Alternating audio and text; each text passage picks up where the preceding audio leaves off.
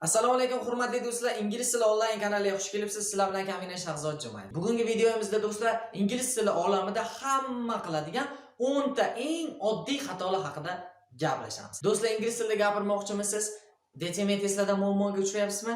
Muammo yo'q. Biz ingliz tili onlayn Telegram gruppamizda bor, bemalol qo'shib olishingiz mumkin. Silkasi description. Agar tayyor bo'lsangiz do'stlar, qani boshladik.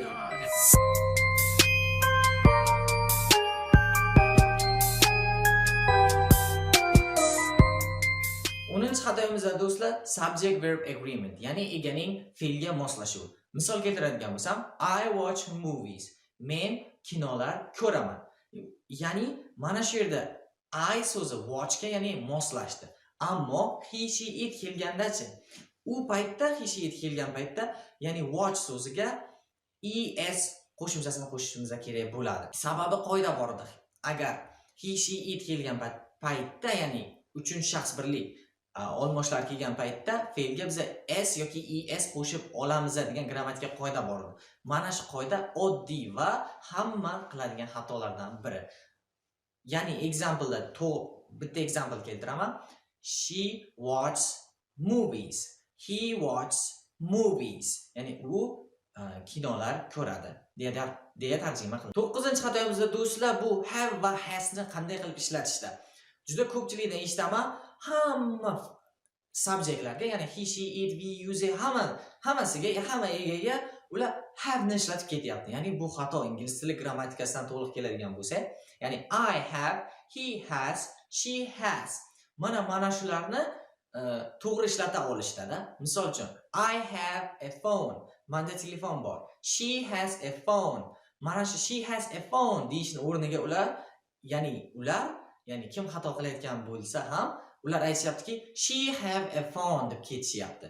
Bu xato, albatta xato. 8-xato esa do'stlar to so'zlarining writingda qilinadigan xatolari.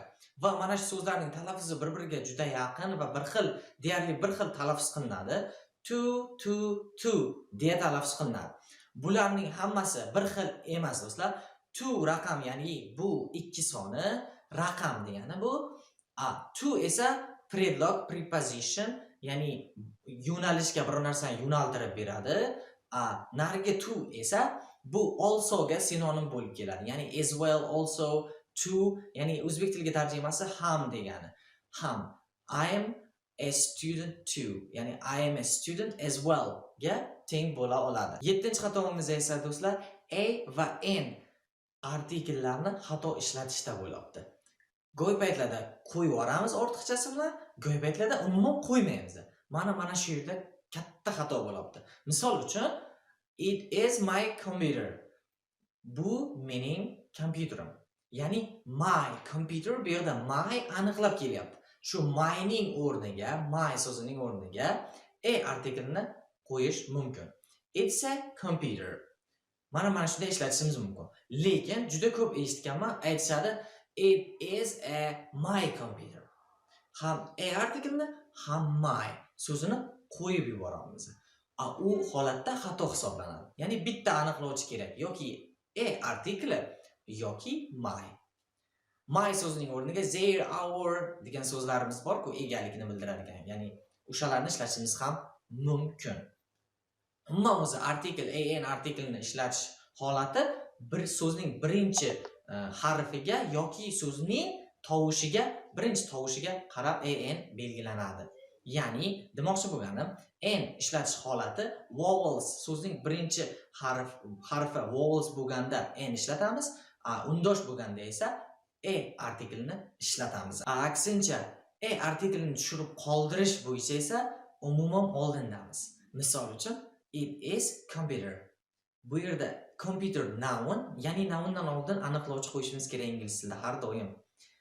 Noun ya'ni ot so'z turkumi, to'g'rimi? It is a computer.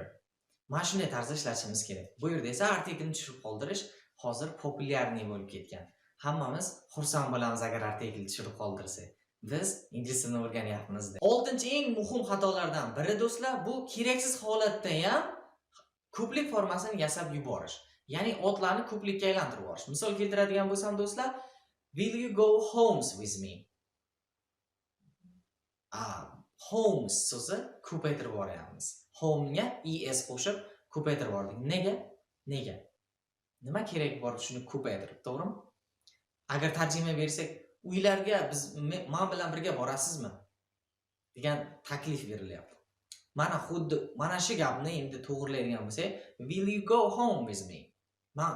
Uyga men bilan birga borasizmi?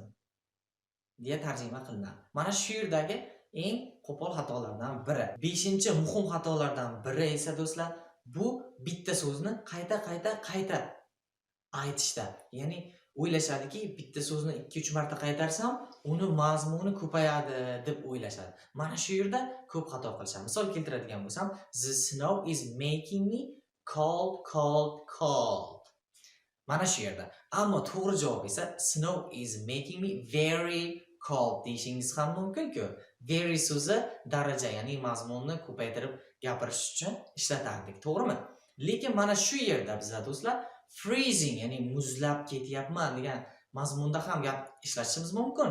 Juda gapni mazmunli qilib ishlatmoqchi bo'lsak, bitta so'zni, ya'ni sifatni qayta takrorlash orqali emas. Misol uchun, yoki boshqacha yo'l bilan ham muzlab ketayapman deyishimiz ham mumkin. Misol uchun, I am freezing. Men muzlab ketayapman. To'g'rimi? 4-xatoyimizda do'stlar adverbning o'rniga adjectiveni ishlatishimiz. Adjective va sifat bu ikkalasi ikkita narsa do'stlar. Ya'ni adverb bu ravish, adjective esa sifat. Ya'ni adverbni biz har doim ravish do'stlar bir ish harakatni qay holatda bajarishni ifodalaydi. Sifat esa do'stlar biror narsani qandayligini ifodalab keladi xolos. Ya'ni ikkalasi ikkita narsa va ikki yoqda ishlatiladi. Buni bir-biriga aralashtirish kerak emas. Misol keltiradigan bo'lsam, qayerda xatolik bo'lyapti desanglar, restoranda o'tiribsiz, tasavvur qiling. Bizda ya'ni oshpaz aytadi, yo biror tanishlar aytishadi, eat fresh deyishadi.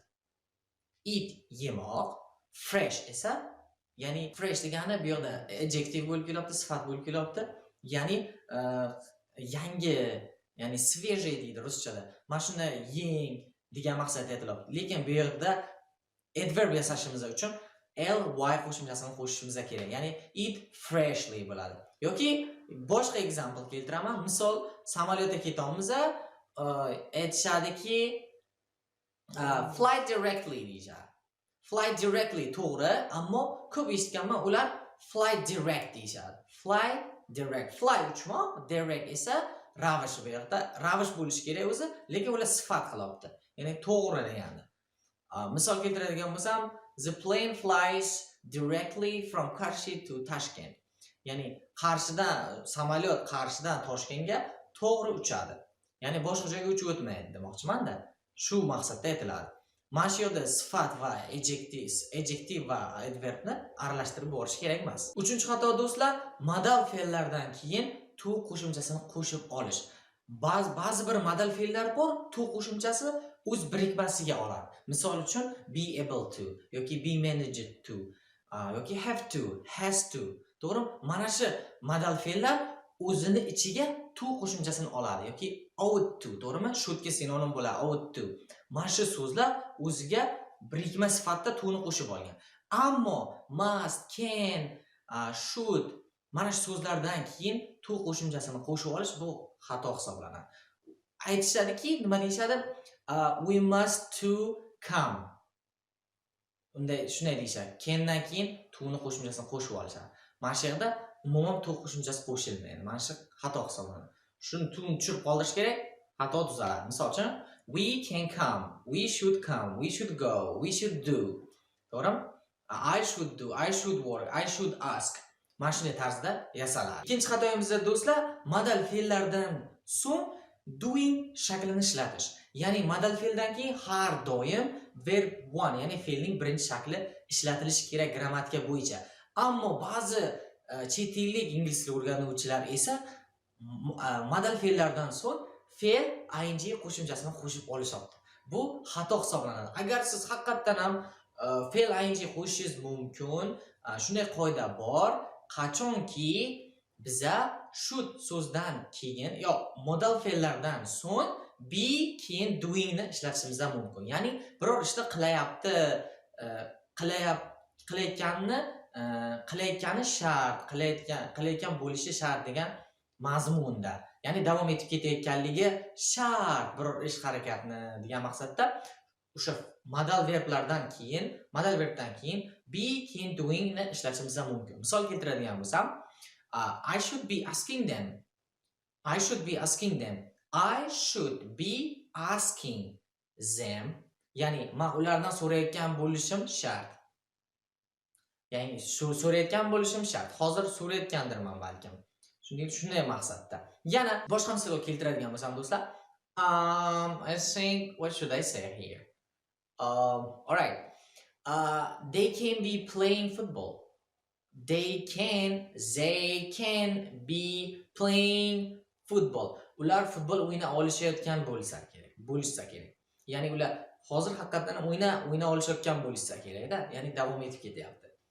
Mana shu yerda do'stlar, hamma modal fe'llardan so'ng fe'l ing olib kelishi mumkin, qachonki be holat kelgan holat. Eng birinchi xatoyimizda do'stlar, bu juda ko'pchilik ingliz tilini ikkinchi til sifatida o'rganayotganlar oldin qilgan bo'ladi, keyinchalik tushunib yetishadiki, bu xato ekanligini. Ya'ni bu xato do'stlar, o'zini tildagi strukturalardan foydalanish. Ya'ni bizlar o'zbek tilimizdagi strukturamiz, ya'ni gapni yasash qolipimiz ingliz tilidagi gap yasash qolipi bilan bir xil emas. Ingliz tilini o'zida qanday qilib qaysi so'zdan keyin qaysi so'z keladi, undan keyin yana qaysi so'z keladi, mana shunday qolip, ya'ni o'zini gap tuzish qoidalari, yo'llari va qoliplari mavjuddir. O'shalardan foydalanish kerak xolos. Misol uchun, mana qarang do'stlar, xatoni qayerda bo'layotganini hozir tushuntirishga harakat qilaman. Qaranglar do'stlar, birinchi o'zbek tilida gap tuzib olamiz va mana shu gapni, har bitta so'zini o'rniga inglizcha so'zlarni qo'yib chiqayapmiz. Ko'pchilikda bo'layotgan xatolik mana shu. Bu albatta xato, chunki biz o'zbek tili strukturasidan foydalandik. Agar mana shu gapni siz haqiqatan ham tarjima qilaman desangiz ingliz tiliga, ingliz tilida mana shunda tarjima beradigan struktura mavjud. Va mana shu strukturani o'rganish orqali siz o'sha gapni tarjima qila olasiz yoki gapira olasiz. Boshqa kishiga tarjima qilib berasiz yoki ingliz tilida ayta olasiz. Demoqchi bo'lganim do'stlar, hozir bir ikkita misol keltiraman, yana ham tushunib olishlaringizga oson bo'ladi. Misol uchun, is walked the dog dedikda, nima bo'ldi bu? Mazmun yo'q, lekin so'zlar bor, so'zlar qo'yilgan. Endi buni to'g'rilaydigan bo'lsak, ya'ni biz savol bermoqchi edik. Bu xatoni to'g'rilaydigan bo'lsak do'stlar, is the dog walked? Is the dog walked? Ya'ni itni aylantirishdimi, ya'ni tashqariga chiqib aylantirishdimi degan mazmundagi gap. Passive voice da kelyapti, ya'ni mashhur nisbat egadan ko'ra uning qilingan ish harakati nimada ko'proq ahamiyatga ega. Mana shu qoida ichida do'stlar, o'ylaymanki sizlarga yoqdi bugungi videoyim, mana shunaqa chiqdi. Foydasi tegan bo'lsa do'stlar, like bosib, kanalimizni qo'llab-quvvatlaysizlar degan umiddaman. Bugungi darsni tugatishdan oldin yana bir narsani eslatib o'tayki do'stlar, har doim men kanalimda ingliz tilini o'rgatib boraman. Shuning uchun do'stlar, kanalimga obuna bo'lishni unutmang. Agar obuna bo'lsangiz do'stlar, qo'ng'iroqchani bosib qo'yish eslaringizdan chiqmasa, sababi men qachon video qiladigan bo'lsam, birinchilardan bo'lib tomosha qilasiz.